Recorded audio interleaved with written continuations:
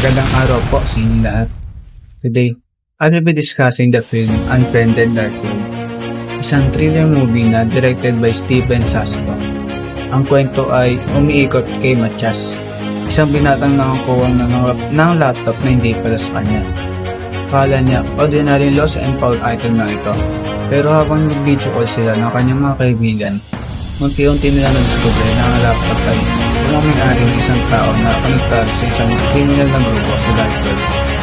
Dahil dito, napahamak silang lahat at nagkaroon ng sunod-sunod na banta sa kanilang mga buhay. Ang pinaka-unique din sa movie na ito ay ginawa lahat sa computer screen, videos, chats, notifications. Kaya parang real time na nangyari sa harapan natin. Pagdating naman sa ICT trends na makikita natin sa film, marami tayong makikita ang modern technologies na ginagamit natin ngayon. Una, andyan ang video conferencing na naging normal na para sa communications, lalo na sa school at work. Pangalawa, may screen sharing at messaging apps na may encrypted chats na nagpapakita kung gaano natin inaasahan ang technology para maging connected. Pangatlo, nagpapakita rin ang film ng online storage, file sharing, at live streaming, mga bagay na ginagamit natin halos araw-araw. Pinapakita ng movie kung gaano ka-advanced at ka-integrated ang messages sa ating daily life ng mga tao. Pero, kasabay ng mga trends na ito ay ang mga internet threads na ipinaita sa pelikula. Isa sa pinamalaking thread na makikita natin sa pelikula ay ang hacking. Kung paano madaling mapasok ng mga hacker ang laptop, files, at kahit webcam ng isang tao. Mayroon ding identity theft, kung saan pwedeng nakawin ng personal information at gamitin ito laban sa isang tao.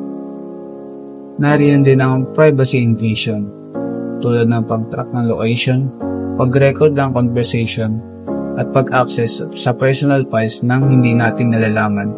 At syempre, pinaka-highlight dito ang Dark Web, isang bahagi ng internet kung saan mayayari ang illegal na aktibidad tulad ng blackmailing, data selling, at online crimes.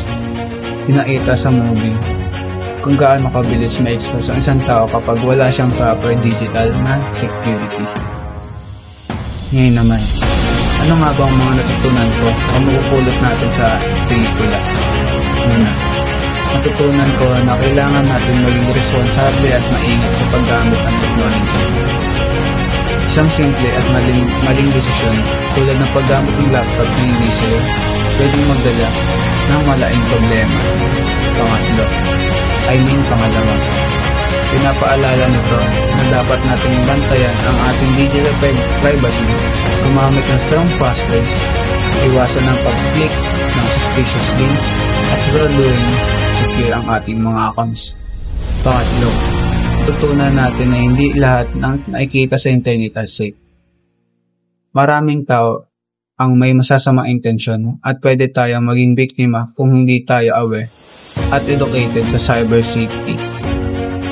Sa kabuuan, ang Dark Web, ang Unfriended Darkroom ay isang babala tungkol sa totoong panganib ng dala ng misuse of technology. Pinapaalala nito sa atin na habang maganda at helpful ang ICT, kailangan din natin ng disiplina, awareness at responsibility para maging safe sa digital world. Maraming salamat po at magandang araw.